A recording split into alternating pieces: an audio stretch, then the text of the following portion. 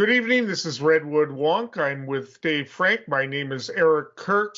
We are going to talk national news of the day. Of course, the big news, the biggest news of the past month. I think we're in the 41st or 42nd day of the war in Ukraine. It has taken a big turn over the past week or so. The Russians' invasion has failed to take Kyiv.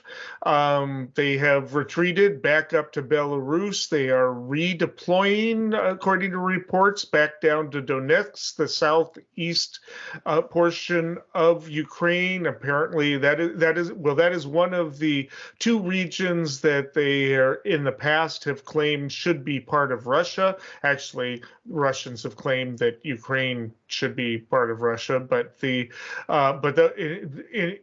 particular, the Donetsk and Crimea have been areas in which they've made a particular claim to, and where a separatist movement has been operating for quite a few years, violently as well as politically. And at any rate, the claim is that they are going to gear up there for an offensive to take and consolidate that area. Ukraine government had even been talking about at least tabling the discussion, letting Russia consolidate in those two regions, and tabling the discussion for future, and both sides kind of borrowing time, or trying to buy time. Of course, that's not really happening. The talks are kind of stalled. One of the things that has led to maybe a breakdown in talks has been the discovery of a massacre of World War II proportions in the Kyiv suburb of Bucha, but also elsewhere.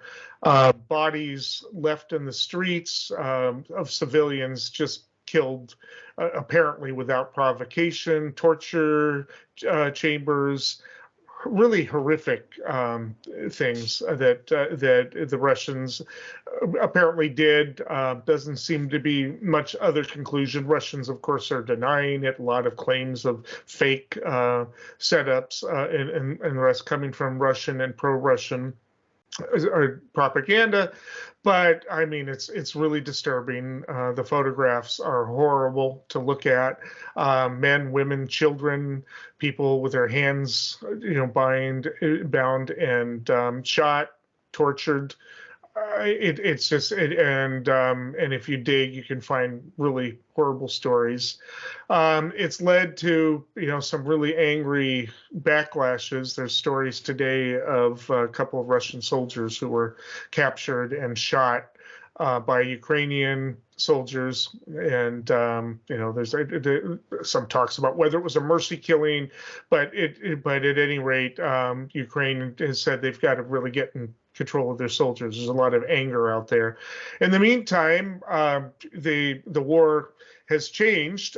Ukraine also sent a couple of helicopters into Russian territory. Now, this isn't the first attack on Russian land, but they did up where Kirk is, I'm saying that town wrong, but up where the second largest city is, Karsak where they've been bombed quite a bit. Two helicopters went in and attacked a oil depot, creating and destroyed quite a bit of it.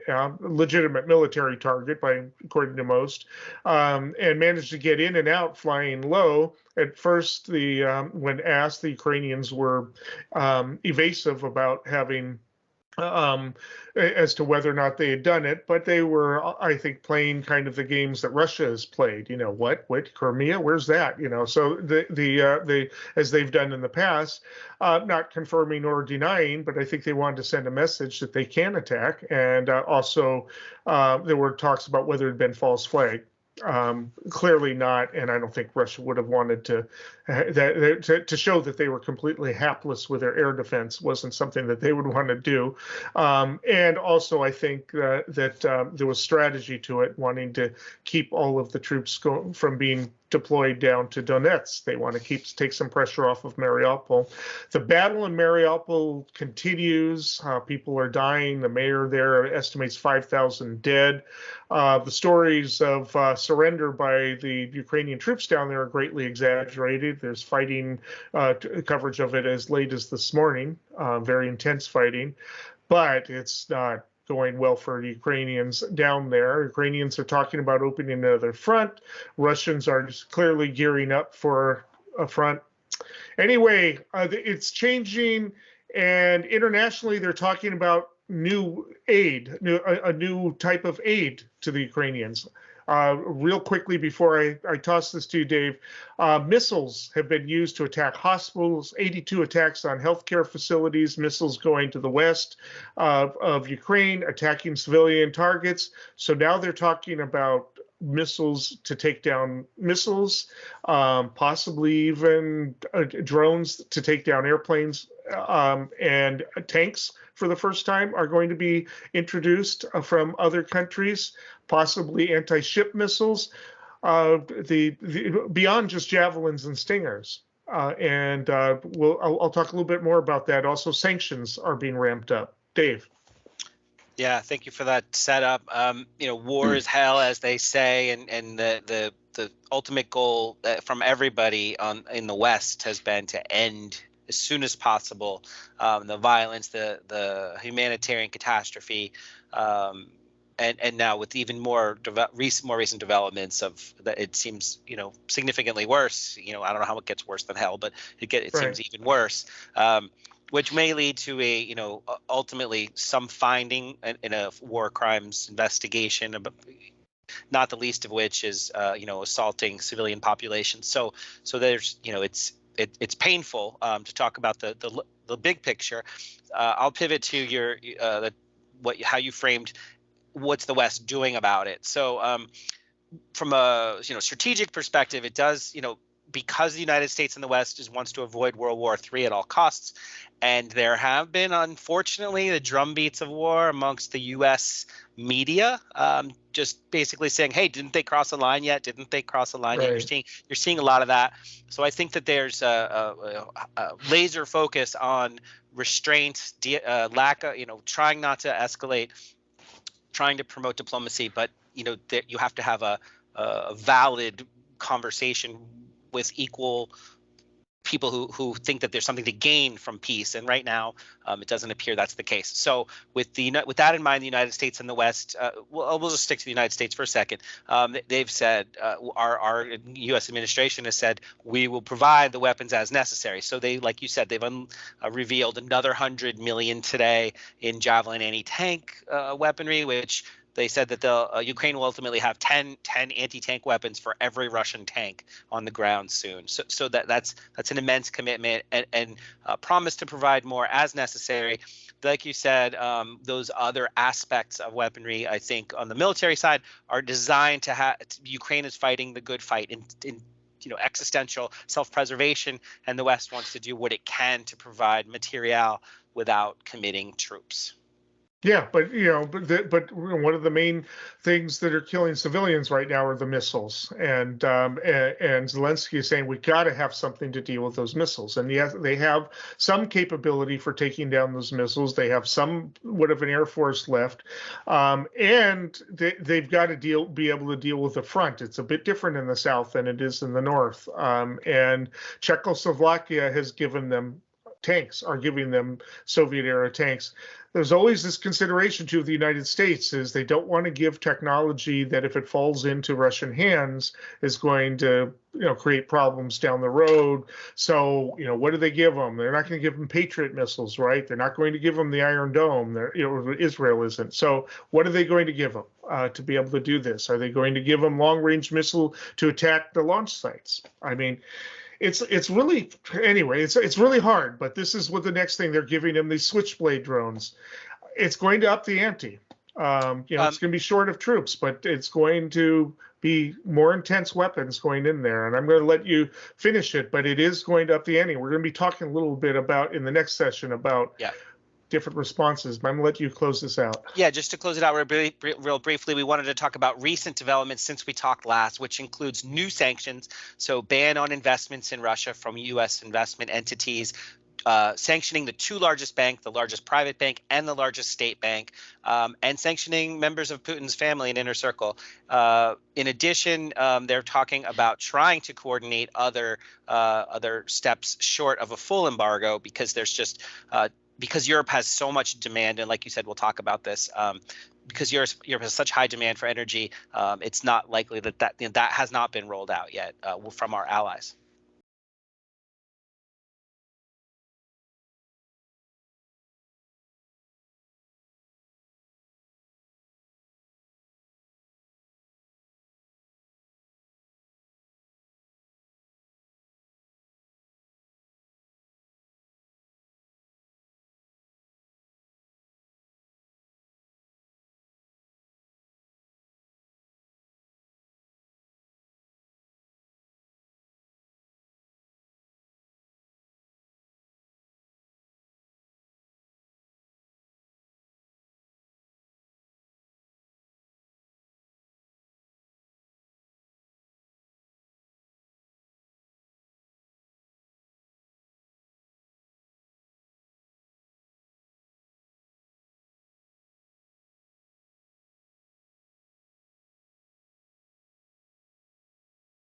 Okay, well, that kind of rolls into this topic. Who is right?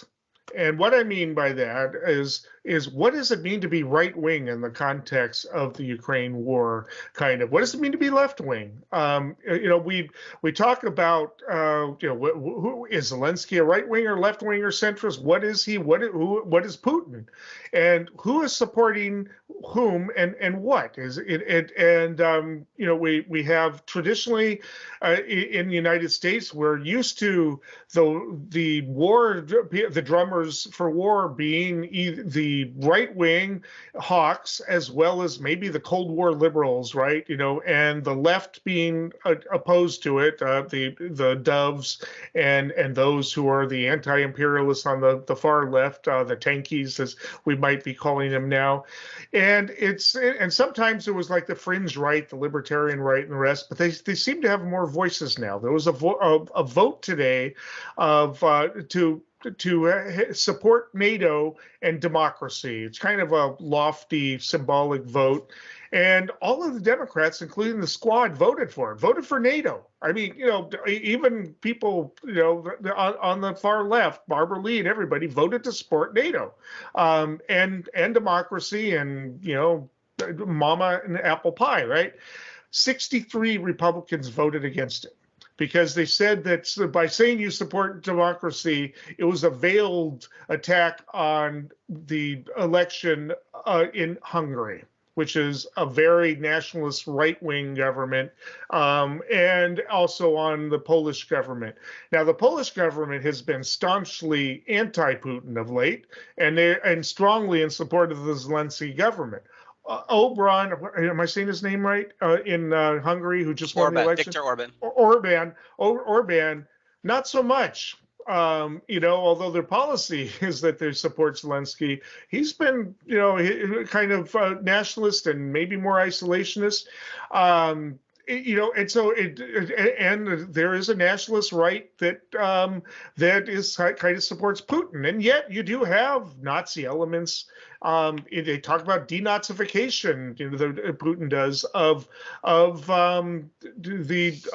Ukraine, and Ukraine does have Nazis or at least neo-Nazis in the military and in fighting the Russians. We know this. Azov has, at least in the past, whether or not they've watered down and grown up a little bit, but who is right, who is left? I mean, it's really strange, and you hear a lot of the same talking points coming on both sides. In the meantime, you've got like you said, the media is drumming the war. We don't want to have World War III, right? But you got people kind of pushing this. Yeah, we should be sending the planes. Yeah, we should be maybe we should consider some sort of no-fly zone, that doesn't involve us shooting down Russian jets. Well, what does that look like?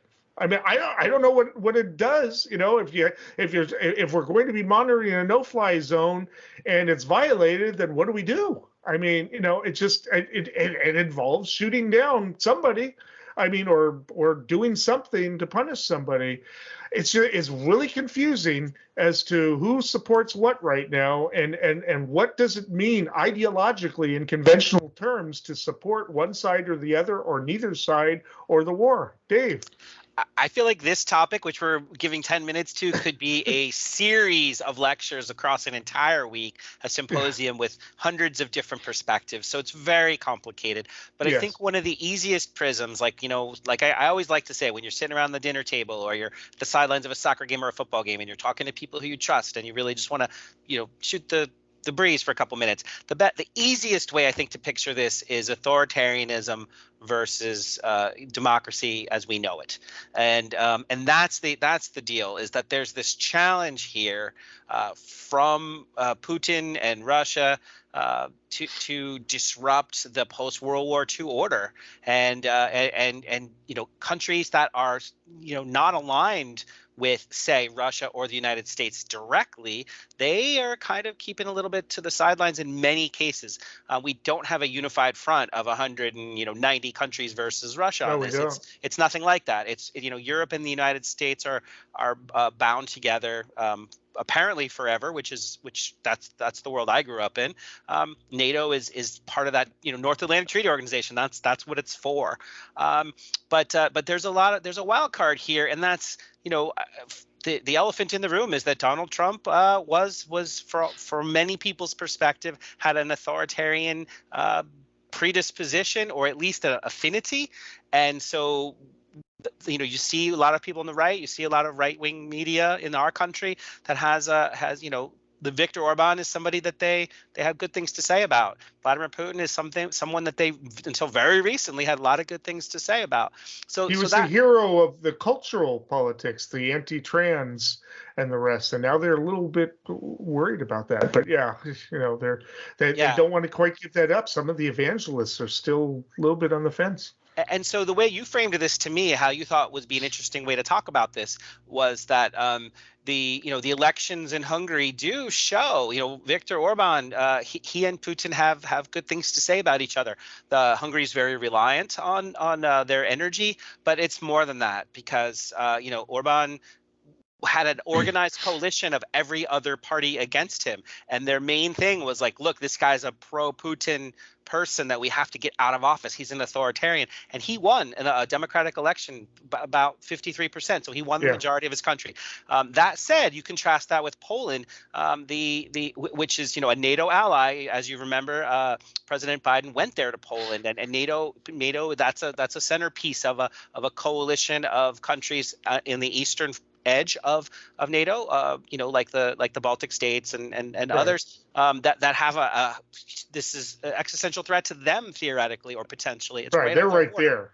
They're right there. And so I don't think it was covered very much in our country, but the president, the leader of Poland, it might be prime minister, I'm sorry if I'm getting the title wrong, he just released a 10-point plan that is the farthest, most extreme anti-Putin sentiment that I've seen yet to date, and it's something we could talk about another time. But it's basically a blockade of the money, because as long as people are buying energy from Russia, and many countries are, and China and India has said they will continue to do so, then there's money. He can fund the war.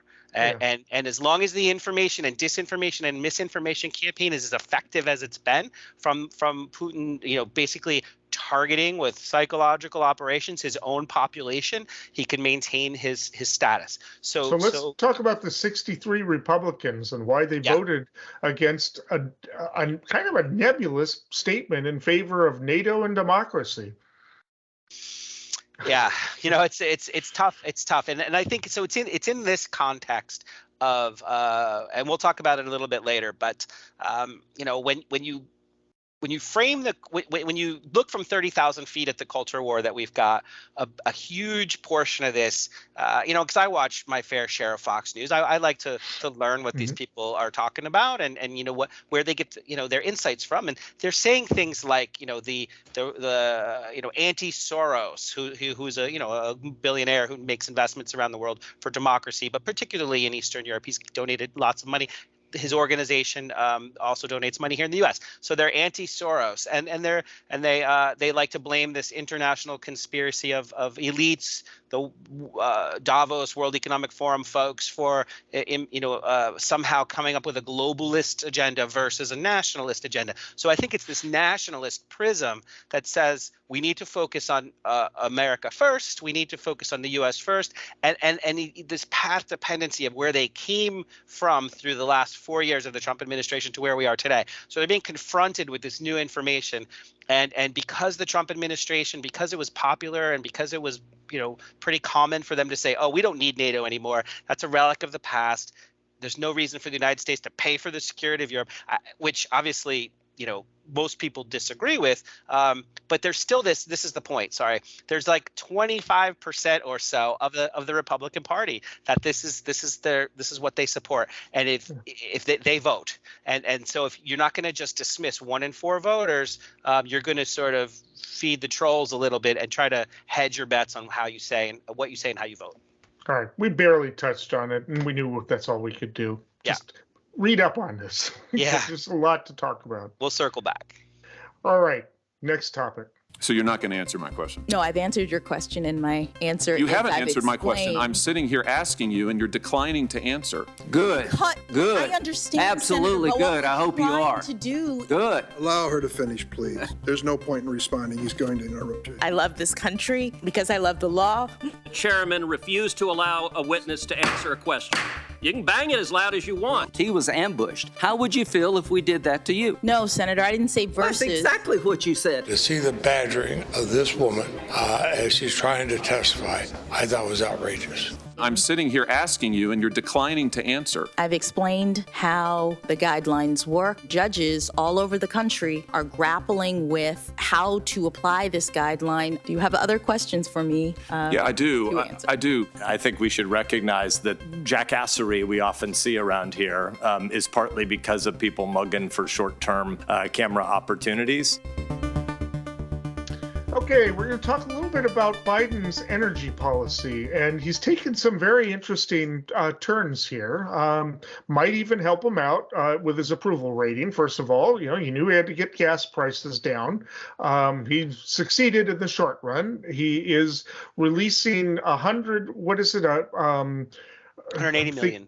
How much? 180 million barrels.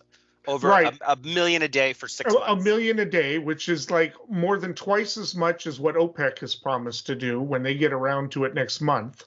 And so that has had the effect of lowering oil prices, and it's resulted in, by the end of this week, supposedly there'll be a 30-cent drop in gas prices. People will notice that. It may not last. We're going into the summer. And there are other factors going on, especially if there really is a successful push. There were big protests in Berlin today to have Germany cut off the oil and natural gas from Russia. We'll see if they're successful in that. But if these things do happen, the price of oil will go up again. In fact, shares of oil did jump up a little bit because of that. Will that have an effect on the price of gas? Who knows? But also, because he didn't get Build Back Better passed, he used the executive order to. I'm not sure exactly what it does, and maybe you can tell me what it does, but it provides some ability for the United States to look for lithium and other minerals and support that will open up the possibility of not being dependent on other countries in order to produce electric batteries for cars. Starting to get that infrastructure going. The production of electric cars doubled last year. It's still kind of an expensive thing for most people, and we only have infrastructure in a few states.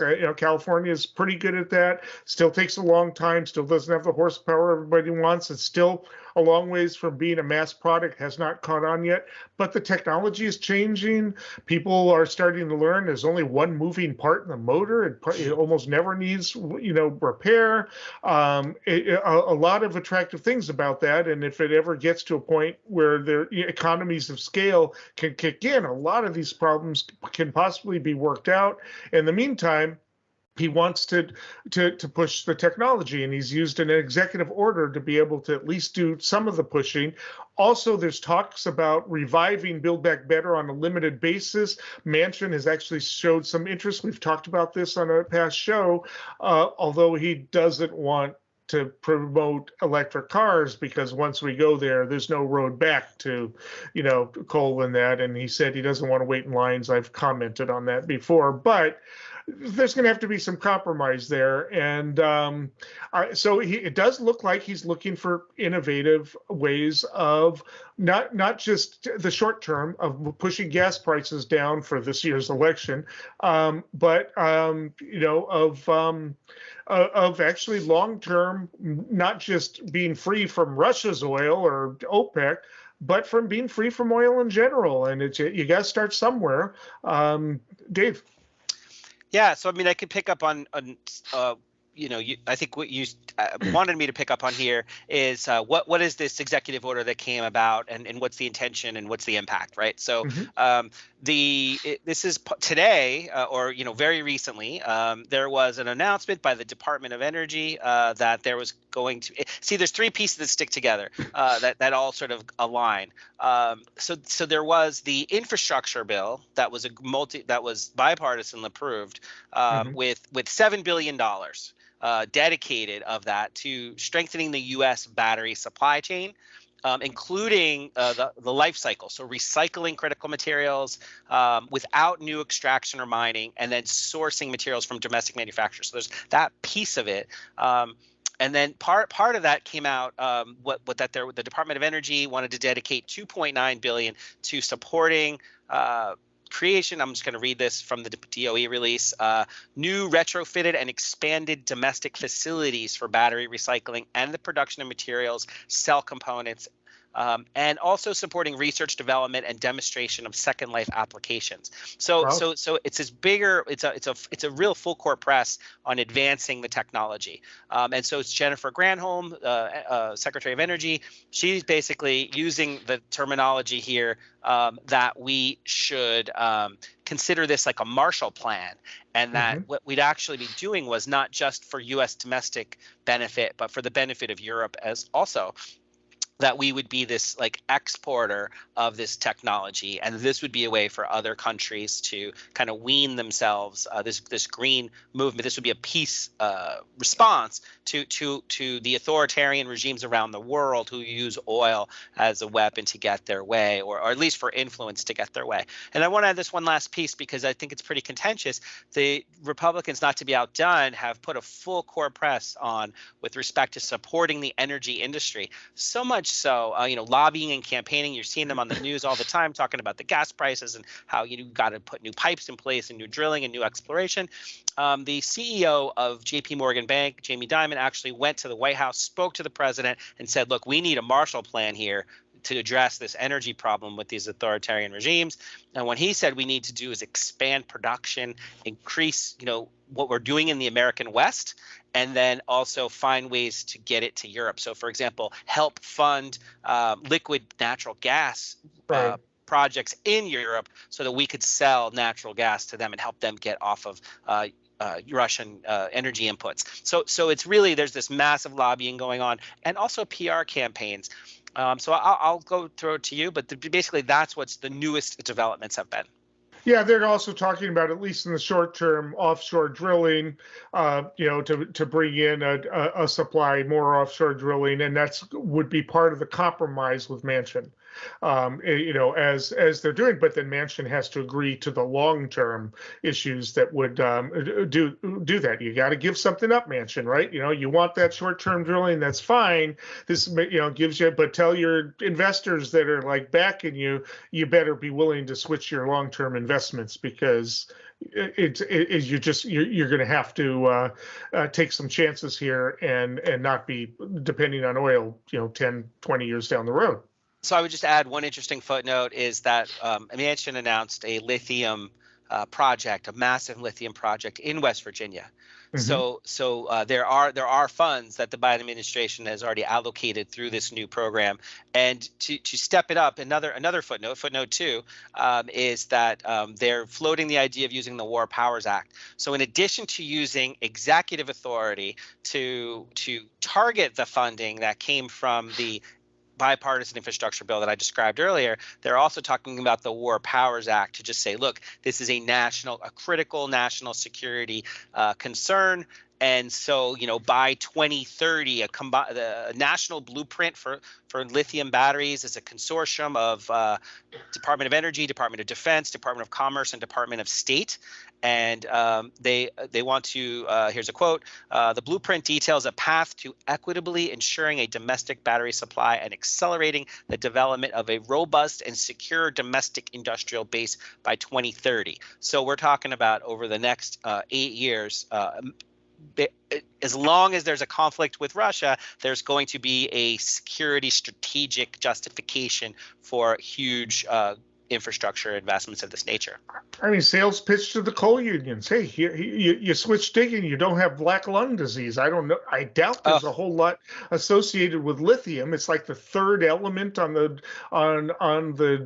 list. I don't think there's a whole lot it can do to you. I mean, I don't think it's very radioactive. I'm not sure, but it just it just seems like there's a sales pitch to be made there. But the problem is people are entrenched in their ways, and they want what they've got. Texas is there, maybe if there's big deposits of lithium in Texas, you can get crews on board, but we'll see. Yeah. So I'm sorry, I have another footnote to this whole thing. Like I said, we could do a consortium on this too. Yeah. So one thing is, I'm a car guy, and I've been reading over the years about developments in motors and the developments in batteries.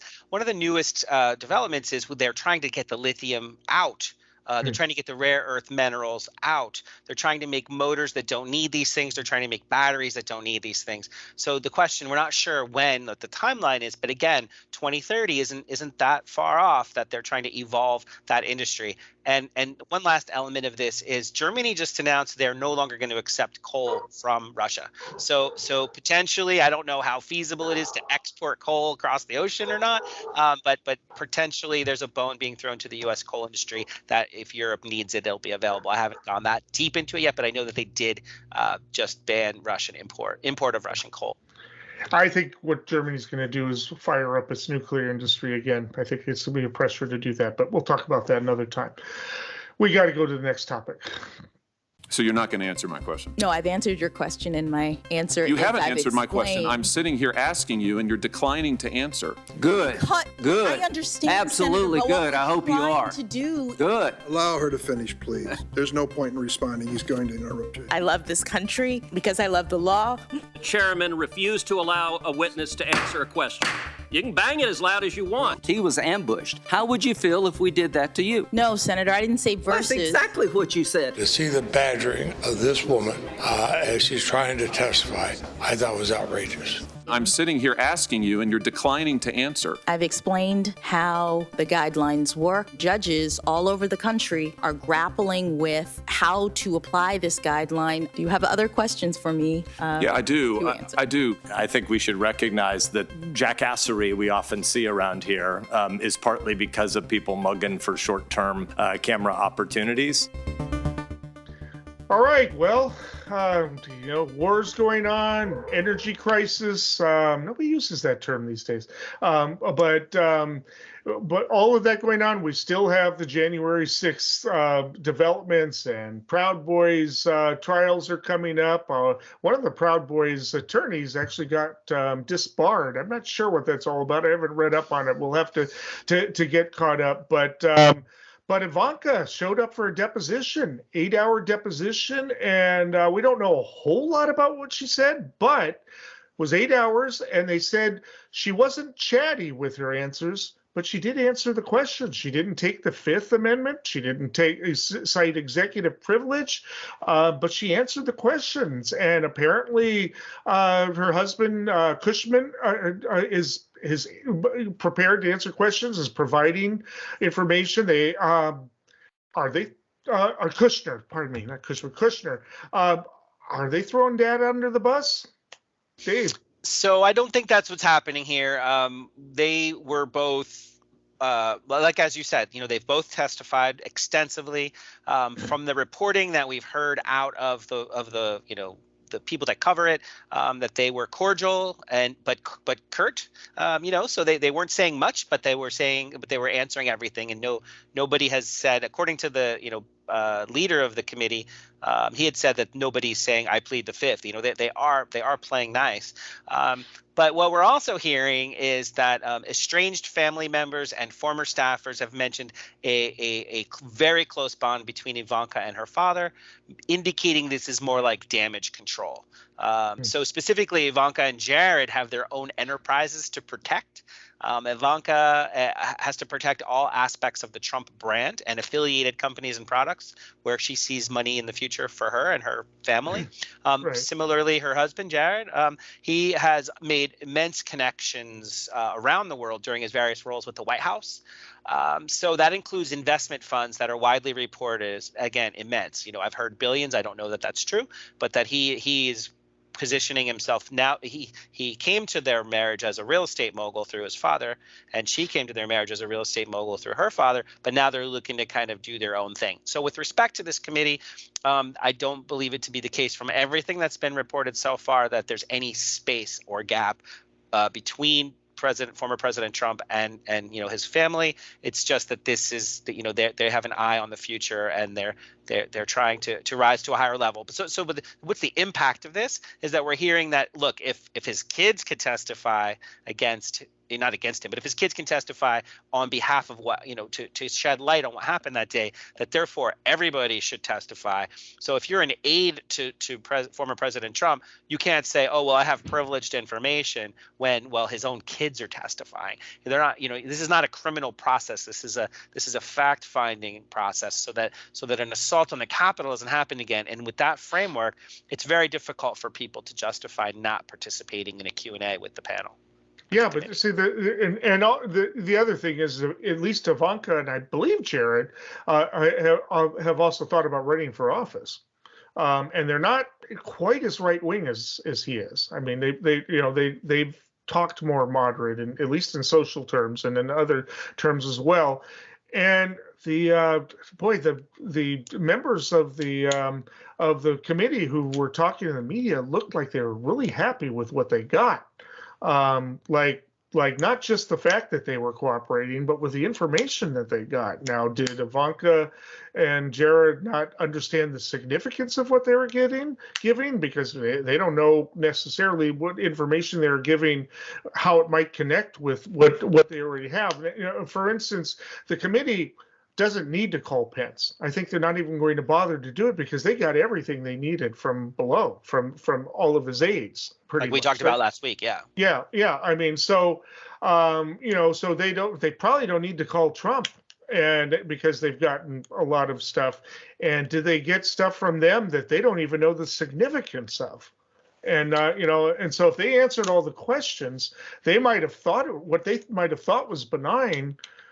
They don't know.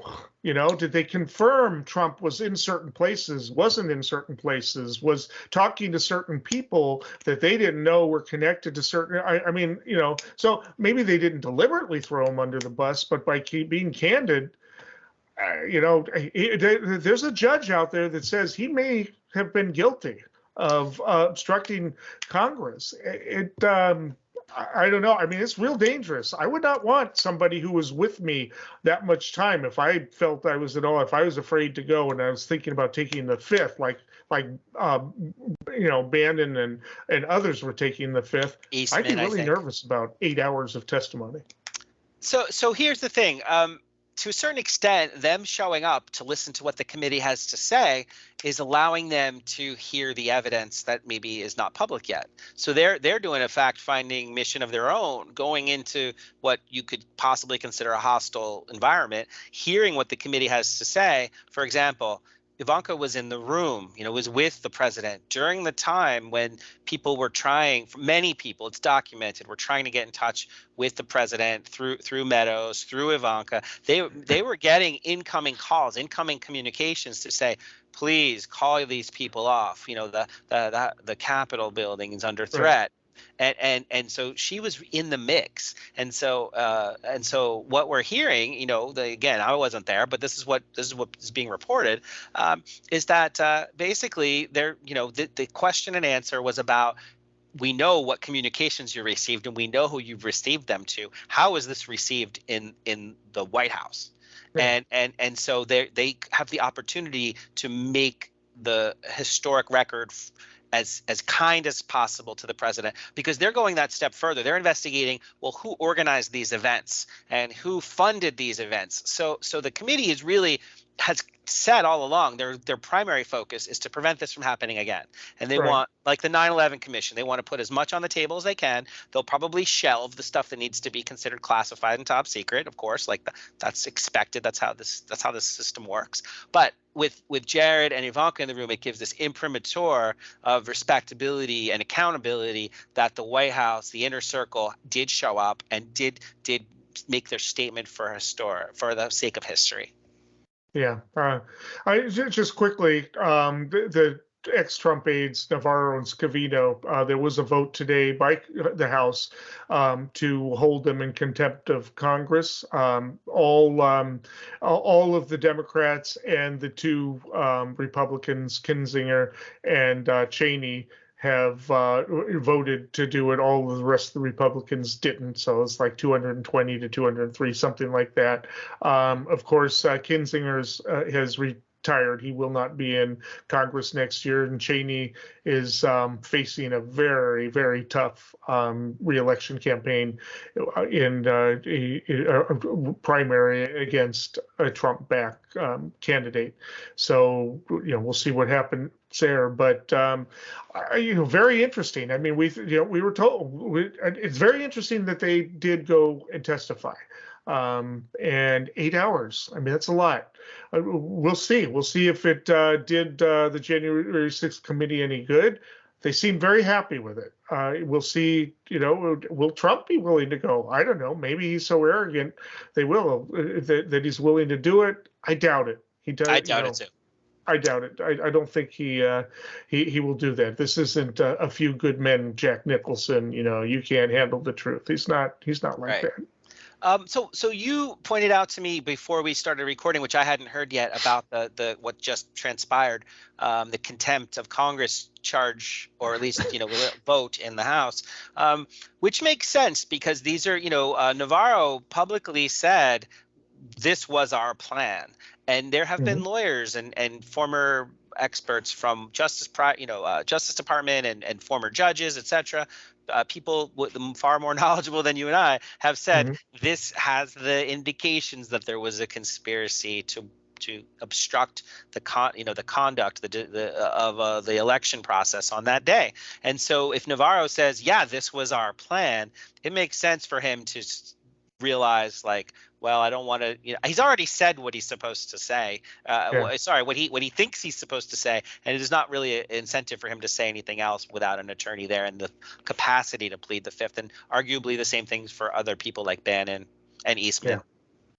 We have to move on. One quick note. The first batch of documents from Eastman arrived today to the January 6th. So that'll probably be in the news over the next few days, and we'll take it up again probably next week. I don't think think I've made mistakes. I mean, every time somebody says I made a mistake, they do the polls and my numbers go up. So I guess I haven't made any mistakes. We showed up and we demonstrated that we would not have our voices silenced by a Republican Party that across the country had a singular intention on suppressing the right to vote. Some Democratic senators seem to imagine they could just break the rules on a razor-thin majority. Nothing would stand between them and their entire agenda, a new era of fast-track policymaking. The Republican Party moved very far away from reality. And the fact that you got colleagues of mine in the Senate who refuse even today to acknowledge that Donald Trump lost the election. How do you deal with that? Joe Biden is the president we need right now. Battle-tested, forward-looking, honest and authentic. He has never forgotten who he is fighting for.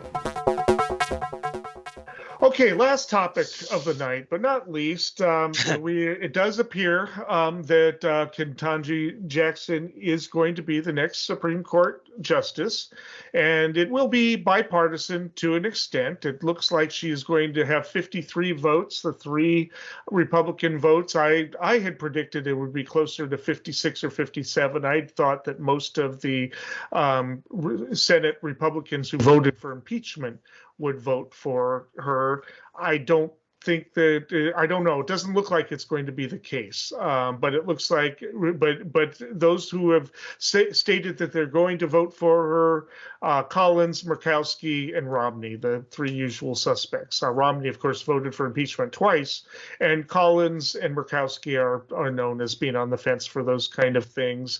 Definitely not Graham. He voted for her previously. Romney missed the vote last time around, and Graham voted for her when she was appointed last year to the D.C. Circuit Appellate Court, but has completely changed his mind this time around. In fact, he was one of the most rabid against her in the hearings.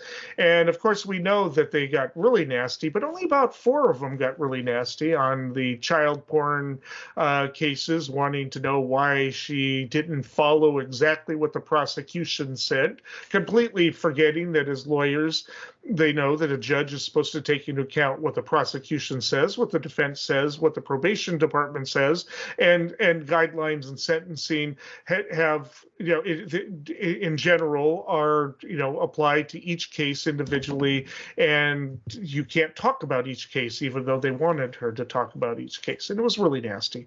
And so they're attacking her on that, and it's gotten worse since then. Of course, Marjorie Greene Taylor said, did I get back? MTG, Marjorie Taylor Greene said outright, named the 3 Republicans and said they're obviously for child predators, in a tweet, hasn't backed off it. Of course, she hangs out with Matt Gaetz, so, that tells her what she knows. But the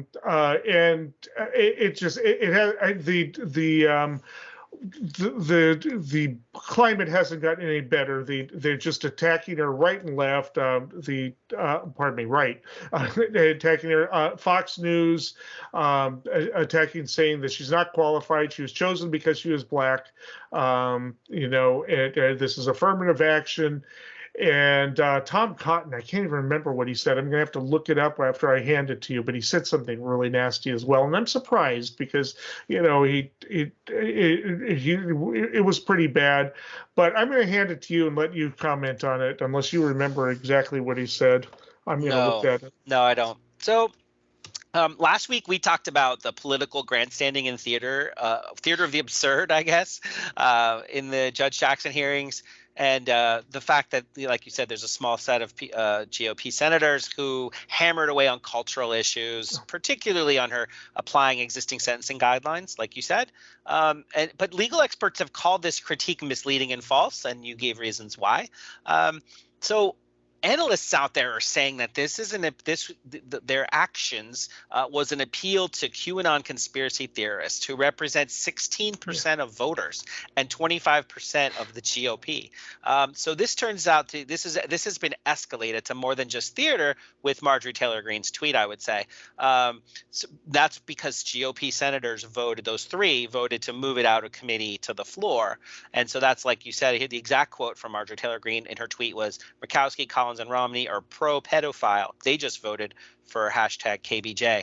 So what this is really emblematic of is that anybody who disagrees with their side of the culture war is being vilified in a full court press kind of way.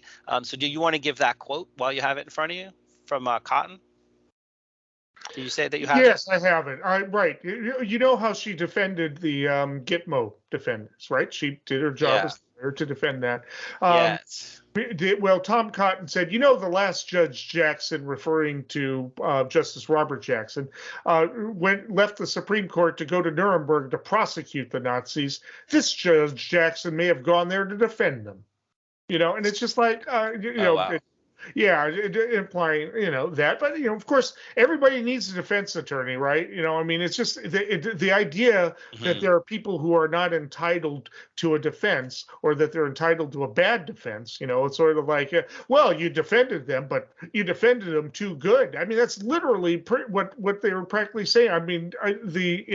In the hearing, well, you shouldn't have done it so vehemently. And it's just like, what are you talking about? You either do it or you don't. And making the reference to defend the Nazis in court. That's just absolutely, and of course it's not even that. It's basically implying that she's pro-Nazi. It's the absolute worst of it. And it's just, it's outright. It's not something she deserves. And he's not even getting, even on Fox News, they're calling him out on it. So I'm glad to see that.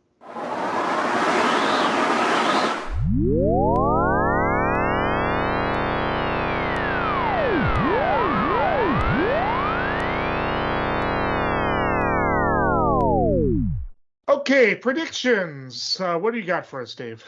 So this week, speaking of culture war, former Alaska governor and vice president candidate Sarah Palin is back, and she's running in a special election to fill a seat vacated by the death of long-serving Republican Representative Don Young.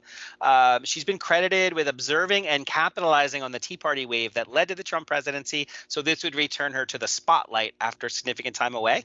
And so I kind of did some digging when I heard that. At 538, according to them, she's viable. So her polling shows that she's still relatively popular.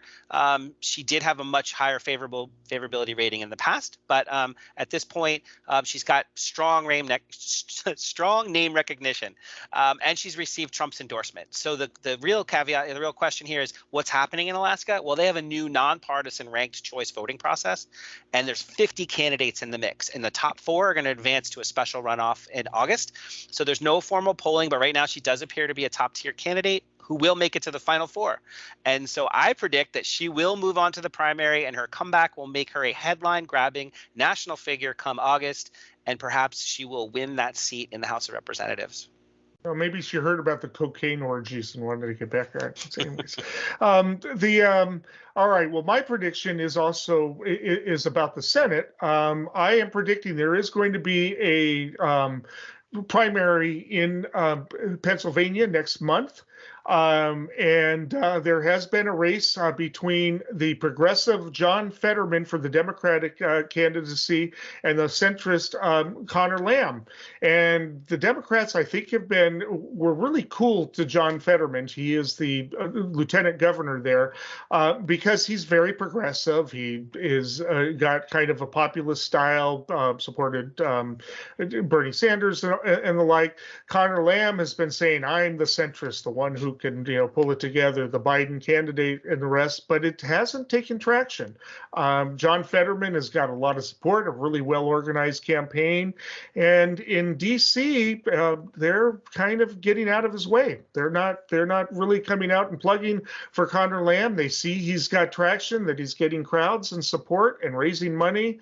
I'm predicting that John Fetterman is going to win that and has a good chance of winning in November, because I think that the Republicans have a real problem in Pennsylvania with their candidates. And despite the fact that this is going to be kind of a Republican, possibly a red wave election, I think that this is going to be a pickup for the Democrats, and it will be a progressive John Fetterman. Wow. We'll see. So anyways, plenty to talk about, so much to try to fit in an hour, and we barely touched on our topics, but we'll be back. We'll be back next week. Until then, stay engaged and stay involved.